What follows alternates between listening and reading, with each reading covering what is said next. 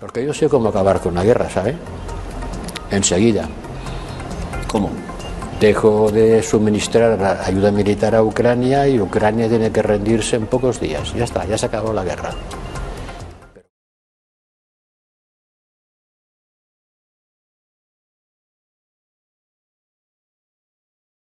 Do you want? Because, I know a way of stopping the war. Which is? To stop supporting Ukraine.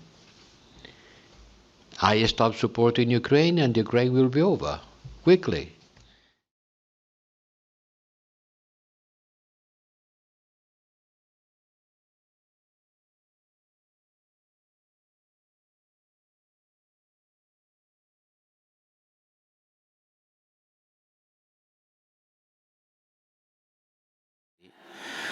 This is not the moment for diplomatic conversations about peace. It's the moment of supporting militarily the war.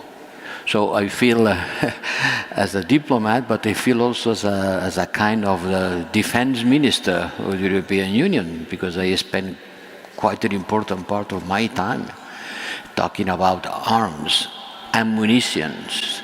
I never thought that I was going to spend so much time thinking about how many shots of artillery can we, Europeans, provide to the Ukrainians, for example.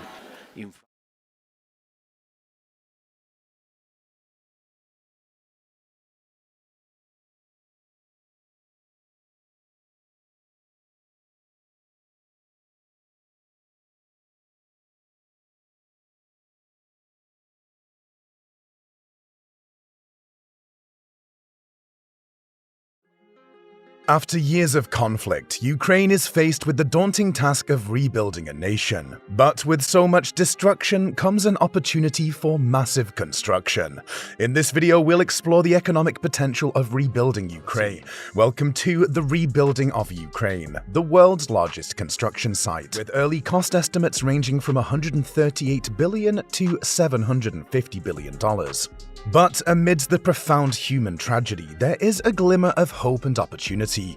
Private equity giants from New York, German concrete plant operators, fuel cell manufacturers from Denmark, and timber producers from Austria are just some of the businesses positioning themselves for a possible multi-billion-dollar gold rush. In fact, the Ukrainian Chamber of Commerce is calling it the world's largest construction site.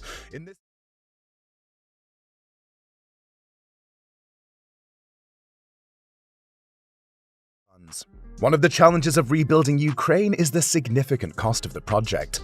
According to a senior EU official, the estimated cost of reconstruction was already high in September, and the ongoing fighting is only expected to have raised the price tag further. Despite this,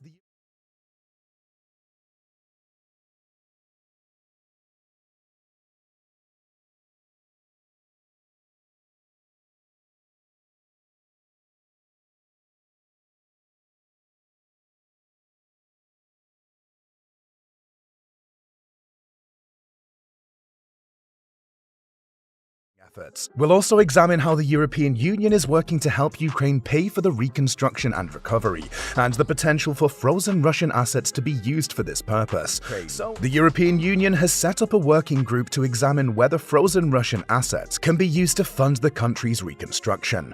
The group's purpose is to conduct a comprehensive legal, financial, economic, and political analysis to assess the possibility of using frozen Russian assets for this purpose. This analysis includes obtaining a clearer picture of where Russian state-owned assets are located and their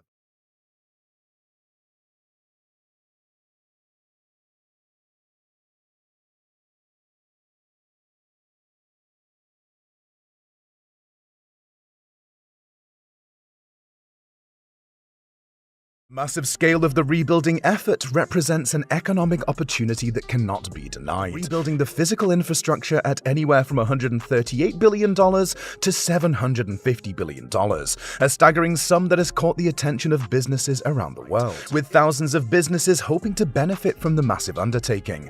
Despite the conflict with Russia, Ukraine's President Volodymyr Zelensky has likened the rebuilding effort to the Marshall Plan, the US including an agreement between the Ukrainian government and JP Morgan Chase to advise on economic recovery and rebuilding efforts.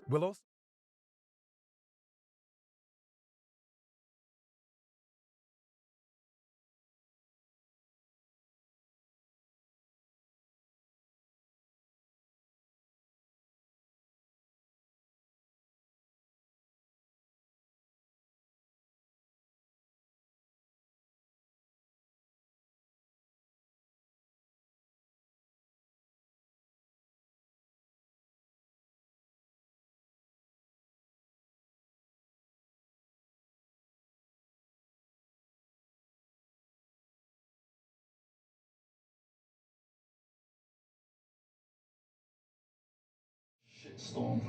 What do you mean? Guys like me paved the way for guys like you that wind up here. They don't usually fight back. Most of the time, they don't even realize what we're doing. What? What do you mean? We have interests in this region. We? Our countries. The corporations who run them have interests here. So I show up all nice and friendly, offering to get them a loan to pay for our services, which we know they can't afford. Then we're building power plants, waterworks, freeways, it doesn't really matter. And when they can't repay us the debt, we own it. We discussed the partnership between Ukraine and JP Morgan Chase, which aims to attract private investment to the country, building of Ukraine, with businesses from around the world positioning themselves for a potential multi-billion-dollar gold rush. President Zelensky has compared this effort to the Marshall Plan.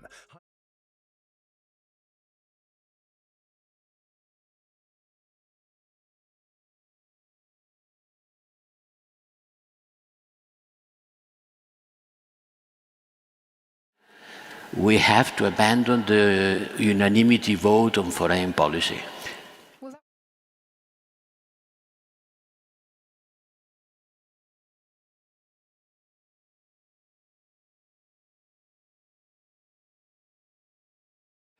As a diplomat, but I feel also as a kind of defense minister of the European Union, because